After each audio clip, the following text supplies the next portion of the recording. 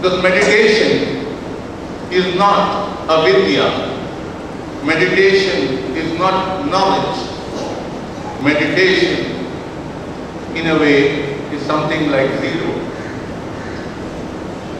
While zero may be a laughable number, but could produce tears of joy and tears of despair depending how it is juxtaposed with numerals.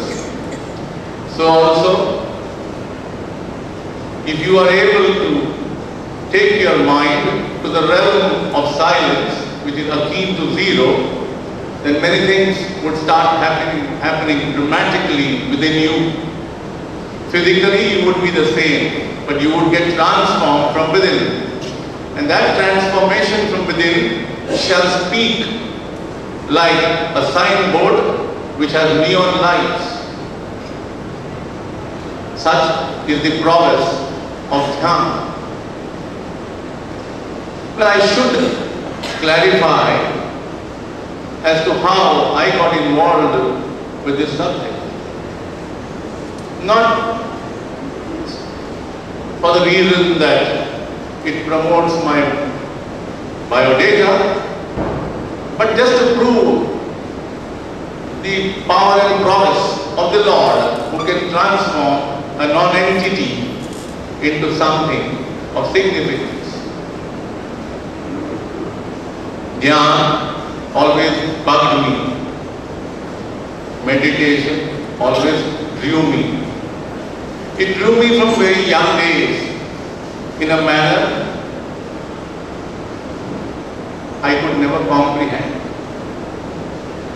My first murmurs of Dhyan can be traced back to my childhood when I used to be lost looking at a calendar of Lord Buddha, which was given to my household by the family grocer.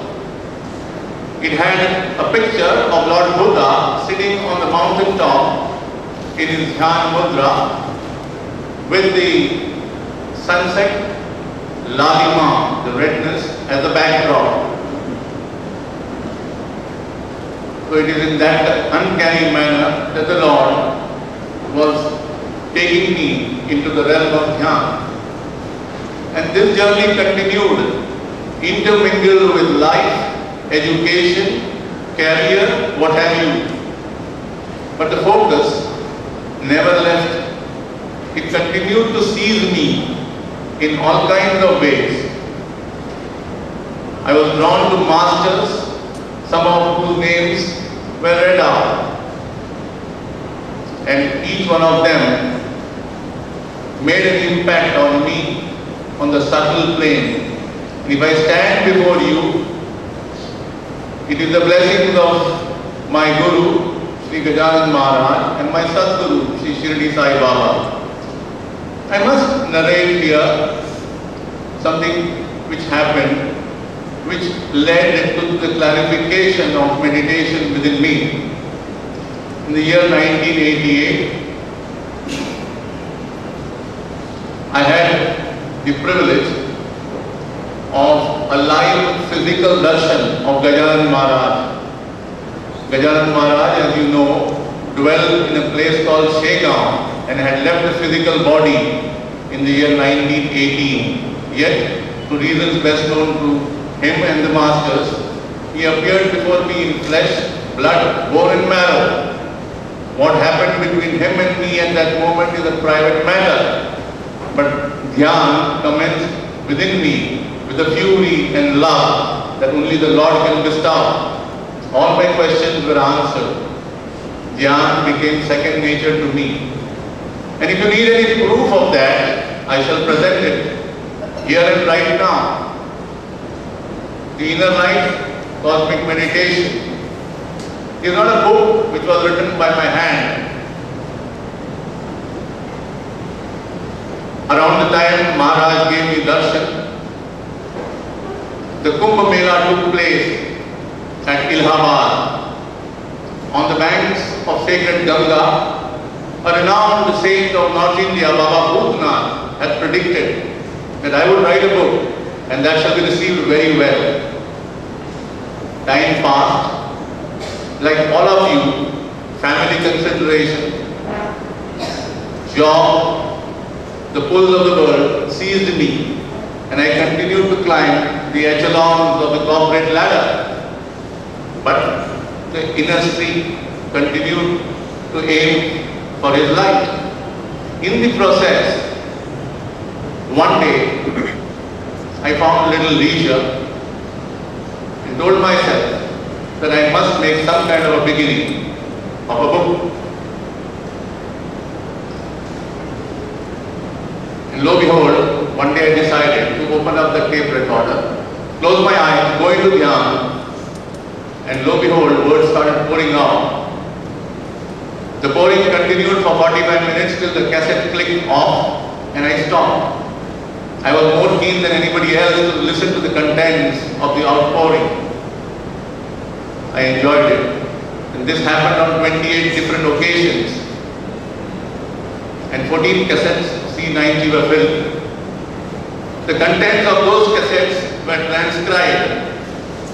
And the editor of all editors had done his job so marvelously that the contents had flowed in chapter-wise manner.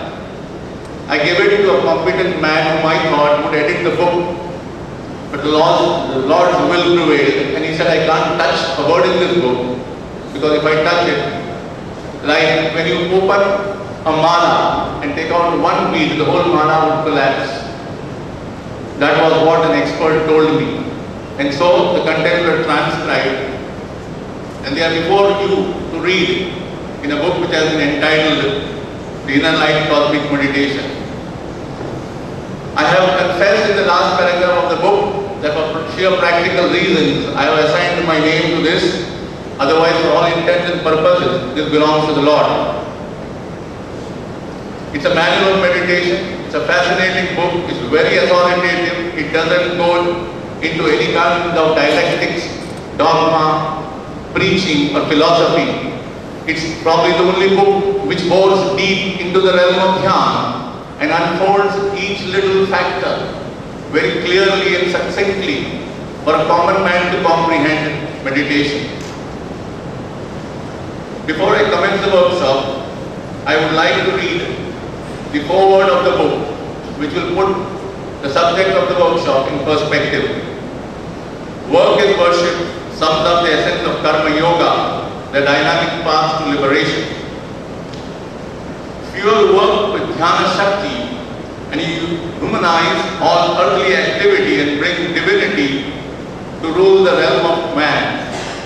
I would like to explain these two lines to you because it's very relevant.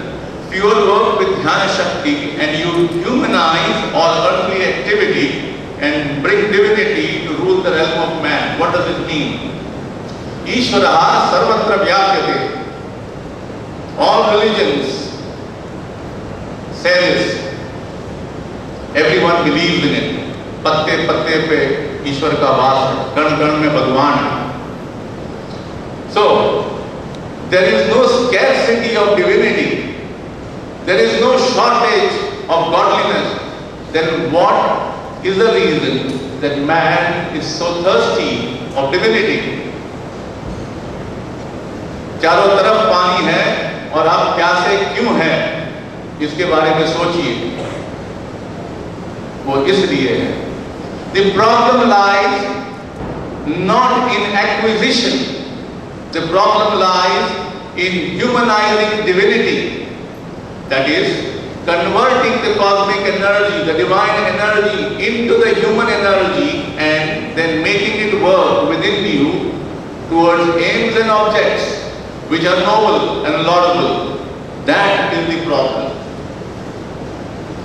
That job of converting the celestial energy, the divine energy, the cosmic energy, the job of humanizing it can be only done by one process and by no other way, by no other means can it happen. And that is the very subject of this morning's workshop. That is Dhyan. It is only such a process would mean optimum productivity, and the concomitant comfort of bliss.